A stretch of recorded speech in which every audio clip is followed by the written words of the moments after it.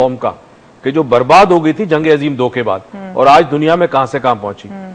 हमारे अंदर वो सलाहियतें मौजूद है, हमारे पास दीन है रहनुमाई करने के लिए, मगर इस पूरे माशरे के अंदर एक बहुत बड़ा रिफॉर्म चाहिए और वो रिफॉर्म किस तरह आएगा, हर आदमी अपने तौर पे कोशिश करे तभी कोई चेंज आएगा। मतलब कुछ ऐसी भी लाशें थी, अल्लाह माफ करे ना माफ करे, सोचते हुए इंसान को कुछ होता है कि मतलब उनके नेचुरली कपड़े भी फट गए होंगे, सब कुछ तो खैर लोगों ने बाद में दिए, चादरें वगैरह दी, लेकिन उधर ही मतलब उस वक्त आपको ये ख्याल नहीं है कि मैं उनको ढांक दूं या कुछ कर दूं, आप उनके ऊपर आप पांव रख सकते हैं यार, how can you do that? बेटा देखे ना, होता है ना, मतलब चंगेज खान और कुबलई खान की औलादें, फिरौन की औलादें आज भी दुनिया में मौजूद है, तो वो तो होगा।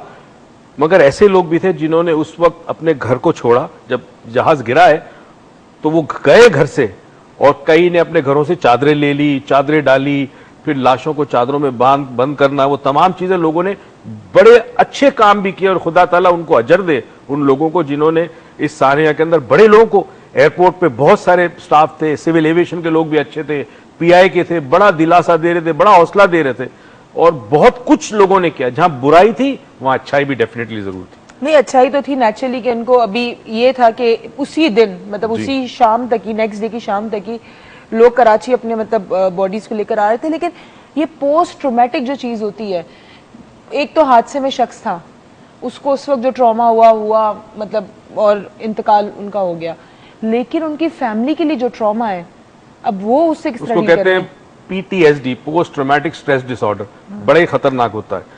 अब जो चला जाता है वो तो चला गया, अब जो रह गया और जिस तरह गया, जाने वाला बात देखिए नेचुरल डेथ होती है, एक शख्स बीमार है घर में, आप तीमारदारी कर रहे, 10, 15, 20 दिन के बाद मौत वाक़ई हो गई, आपको सब्र आराम से आ जाता है। एकदम से एक न्यूज आई, इसको आप एयरपोर्ट छोड़ के आ रहे हो या वहां दूसरे एयरपोर्ट पे कोई इंतजार कर रहा है और ये न्यूज आई, मतलब तुम्हें पता है 2 हफ्ते पहले हम इसी जहाज में इस्लामाबाद गए मॉर्निंग फ्लाइट से, तो तुम्हारे आमिर चाचा की कॉल आई इस जहाज के इंसिडेंट के बाद, बल्कि ज़ारा चाची की कॉल आई ह्यूस्टन से कि मैं तो नहीं था क्योंकि मैं तो हर हफ्ते ट्रेवल कर रहा होता हूं। तो अब सवाल ये पैदा होता है कि क्या किया जाए। हमें ये देखना है कि हम और हमारे जो दोस्त इस प्रोग्राम को देखते हैं, हम सब मिलकर क्या कर सकते हैं। एक चीज हम ऑफर करते हैं हेल्थ टीवी के प्लेटफॉर्म से और इस लाउंज के प्लेटफॉर्म से कि जिनको भी ये पोस्ट ट्रॉमेटिक स्ट्रेस डिसऑर्डर है, हम उनकी हेल्प करने को तैयार। जो इस इंसिडेंट से रिलेटेड के बाद है, हमारे साथ है शाहिद साहब लाहौर से। अस्सलाम वालेकुम। अस्सलाम वालेकुम। अस्सलाम वालेकुम शाहिद साहब। जी अस्सलाम वालेकुम। जी सर, मैं ये पूछना चाह रहा हूँ कि ये जो कुछ भी है, आप लोगों को इसके ऊपर भी बात करनी चाहिए। जो भी इतनी बड़ी हैपनिंग हुई और सेकंड टाइम हुई, फर्स्ट टाइम मेरे एक बड़े अजीज थे कर्नल खुर्शीद बुखारी उनका नाम है, उनकी बेटी जिसकी शादी को 1.5 साल हुआ था, she died in the crash जो एयर ब्लो का हुआ था। उसके बाद ये सेकंड टाइम हुआ है।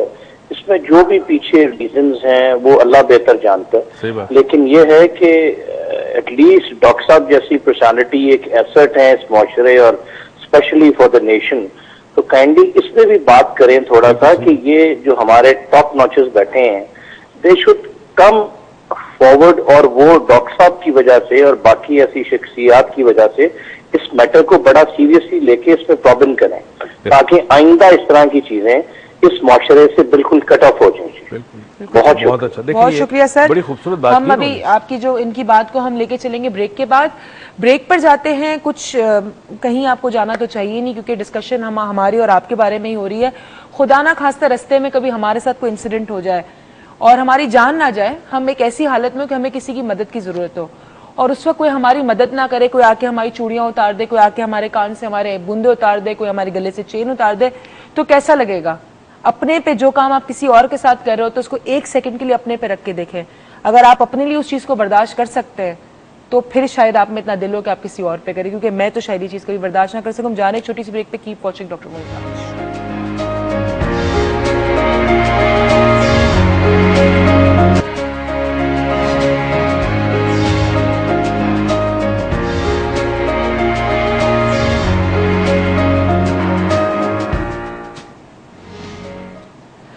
शुक्रिया आपका प्रोग्राम देखते रहने का। हमारे साथ एक कॉलर है आबिद साहब नाथ खां हैं और वो कुछ नात हमें सुनाना चाहते हैं उन लोगों के लिए जो वो जो इस दुनिया में नहीं रहे हमारे साथ, वो 127 लोग जो इस इंसिडेंट में थे, उनके लिए। अस्सलाम वालेकुम सर। वालेकुम सलाम व रहमतुल्लाहि व बरकातहू। कैसे हैं आप? अल्हम्दुलिल्लाह रब्बिल आलमीन। जी सर। सलाम पढ़ना चाहता हूँ। वालेकुम अस्सलाम। जी जी सर। सल्लल्लाहु अलैहि या रसूल अल्लाह व सल्लम अलैका या हबीब अल्लाह। दुनिया के ए मुसाफिर मंजिल तेरी कब्र है, मंजिल तेरी कब्र है, मंजिल तेरी कब्र है। फेंक रहा है जो तो दिन का ये सफर है, मंजिल तेरी कब्र है, मंजिल तेरी कब्र है। दुनिया के ए मुसाफिर जब से बनी है दुनिया, लाखों करोड़ों आए, लाखों करोड़ों आए, बाकी रहा न कोई, मिट्टी में सब समाए, मिट्टी में सब समाए। इस बात को न भूलो, सबका यही हशर है, मंजिल तेरी कब्र है। ये आलिशान बंगले किसी काम के नहीं है, किसी काम के नहीं है। महलों में सोने वाले मिट्टी में सोने। शुक्रिया सर, जज़ाकल्लाह। बहुत शुक्रिया आपका ये बात शेयर, मतलब अपनी नात हमारे साथ शेयर करने के लिए। हमारे साथ एक और कॉलर है यार साहब कराची से। अस्सलाम वालेकुम। मुरूज मेरी बहन, कैसी हैं आप? ठीक ठाक, आप कैसे हैं यार साहब? अल्हम्दुलिल्लाह, अल्लाह का शुक्र है।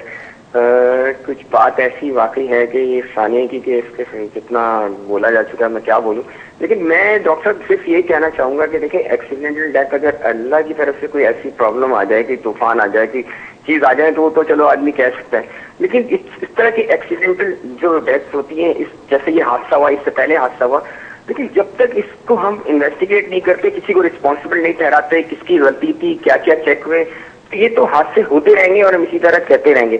लेकिन मेरे ख्याल में सबसे पहली बात है कि इसके खिलाफ, इसके लिए बोलना हमें बहुत जरूरी है, वोकल होना बहुत जरूरी है, क्योंकि जब तक हम ये बोलेंगे नहीं, लोगों को बावर नहीं कराएंगे कि भाई जो रिस्पॉन्सिबल है उसको सजा मिलनी चाहिए, वरना ये तो सिलसिला चलता रहेगा और आखिर हम इस तरह कब तक लाशें उठाते रहेंगे। बस तमाम लोगों से मेरी जो अहले इख्तियार लोग हैं, मैं उनसे कहूंगा कि देखें कि किसी के घर का बच्चा गया है, किसी घर की बहन बेटी जो भी गया है, उसको उसके दिल पे क्या गुजरेगी, बस आप ये सोचिए आपके साथ ऐसा हो तो क्या होगा। Thank you doctor. बहुत शुक्रिया यार साहब। वही बात है, अपने पे रख के कौन सोचता है। हमारे ऑडियंस हमारे साथ है। जी सर, आप लोग कुछ कहना चाहेंगे? सबसे पहले तो मैं तमाम हमारी मिल्लत पाकिस्तान से बड़े निहायत दुख और अफसोस के साथ कहूँगा कि उनके लिए मग़फ़रत की दुआ करें और अल्लाह ताला जितने भी लोग हमसे बिछड़े हैं उन्हें ग़रीक़े रहमत करे।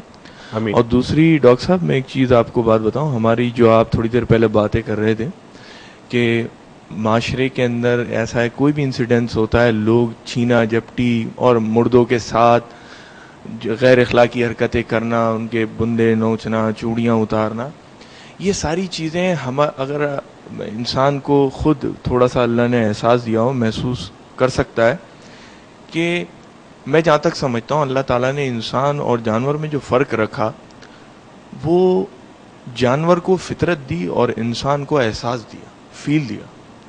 तो आज हमारी कैफियत माशरे की आपके सामने किस नौइयत का हो चुका है, और इसकी सबसे बड़ी वजह जो है ना, जहाँ तक मैं समझता हूँ, मैं गलत भी हो सकता हूँ, वो है तफरीक। हमारे माशरे में तफरीक हर लेवल पे।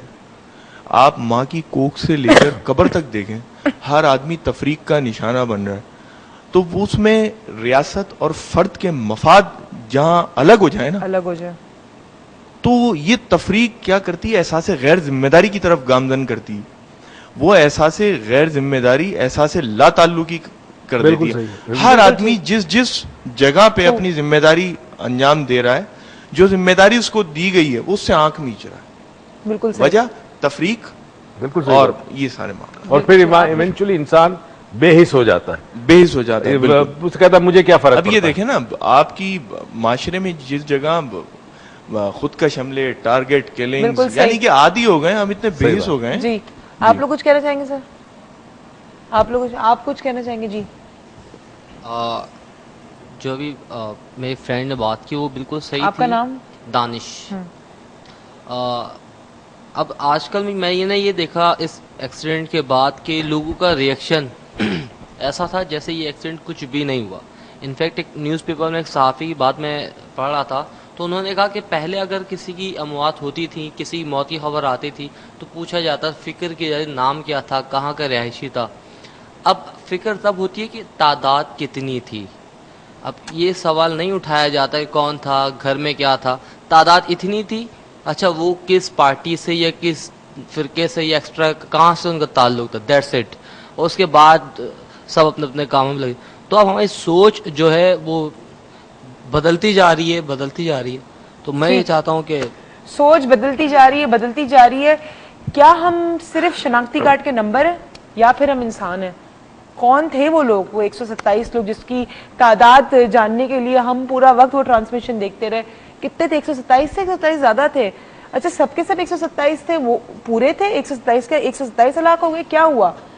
या वो इंसान थे जो सिर्फ 127 लोग नहीं थे, उनके साथ उनकी वाबस्ता फैमिलीज थी? अगर आप वो क्वांटिटी देखें तो शायद आपका दिमाग चकरा जाए। हम चाह रहे हैं छोटी सी ब्रेक पे, आप कहीं मत जाएगा। डॉक्टर देखते रहिए डॉक्टर मोइज लॉन्च।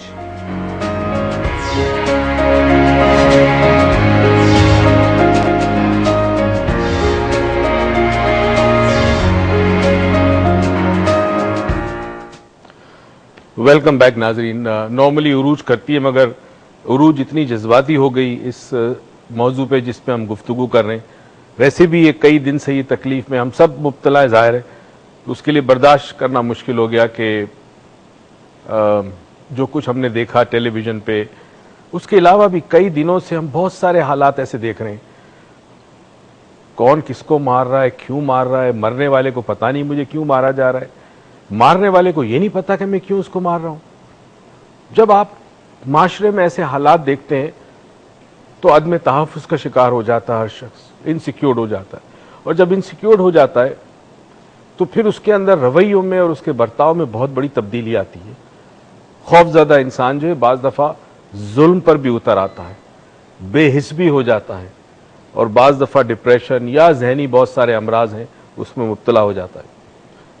अल्लाह आपके घरों को महफूज रखे, मगर जिनके घर में कोई सानिया हो जाए, चाहे एयरलाइन का हो या टारगेट किलिंग हो या सियाचिन का जो वाक़या हो या उससे पहले जो एयर ब्लू का वाक़या हुआ या कुदरती आफात हो या कोई ऐसी चीज़ हो, जो रह जाते हैं उनको सारी ज़िंदगी उस दुख और गम के साथ जीना पड़ता है।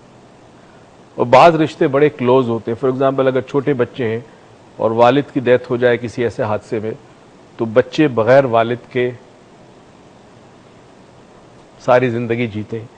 अब जैसे जैसे वो बड़े होते हैं, हर ज़िंदगी के एक मोड़ पर उनको वालिद की ज़रूरत होती है, वालिदा की ज़रूरत होती है। और जब वो रोल वाला शख्स ना मिले जो वो रोल अदा करता है, तो ज़िंदगी के अंदर और ज़ात के अंदर एक खला रह जाता है और वो खला कभी पूरा नहीं होता। बहुत सारे लोग दिलासा देने वाले हैं, हम सब दिलासा दे रहे हैं, कुछ दिन देंगे, उसके बाद ज़ाहिर है हम अपनी अपनी ज़िंदगियों में मशगूल हो जाएंगे। सवाल ये पैदा होता है कि ऐसी चीज़ ना हो फिर वापस, उसके लिए क्या कर सकते हैं, कैसे इकदाम उठा सकते हैं। बाज़ मरतब ऐसा होता है कि जब आप देखते हैं कि जिनको करना था वो नहीं कर पाए या नहीं कर रहे, तो कभी कभी हमें अपने तौर पर अपने अतराफ में लोगों को सहारा देना होता है, उनका कंफर्ट बनना होता है, उनकी मदद करनी होती है, मावनत करनी होती है। और अगर हम अपने घरों से निकल कर अपने मोहल्ले में किसी ऐसे घर में जहाँ पे ऐसे लोग हैं, मुतासिरीन हैं, अगर उनके साथ एक रिश्ता और एक राब्ता कायम करें और अपने तौर पर कोशिश करें, तो यकीन कीजिए हमें किसी और की ज़रूरत नहीं पड़ेगी। इंसान हादसों के बाद, मुश्किलात के बाद बहुत कुछ सीखता है, मगर हर शख्स नहीं सीखता। जबकि सीखने के लिए बहुत सारे असबाब होते हैं, बहुत सारे ज़िंदगी के तजर्बात होते हैं, बहुत कम लोग सीखते हैं। कुछ नहीं सीखते या ज़्यादा नहीं सीखते। जो नहीं सीखते वो फिर इस चक्की में बार बार पिसते रहते हैं और ऐसे माशरे बतदरीज नीचे की तरफ जाते हैं, जवाल की तरफ जाते हैं, तरक्की नहीं कर पाते। पाकिस्तान के माशरे में भी कुछ अरसे से ये हाल है। और हम कोशिश करेंगे कल परसों मजीद इसमें जाएं हम।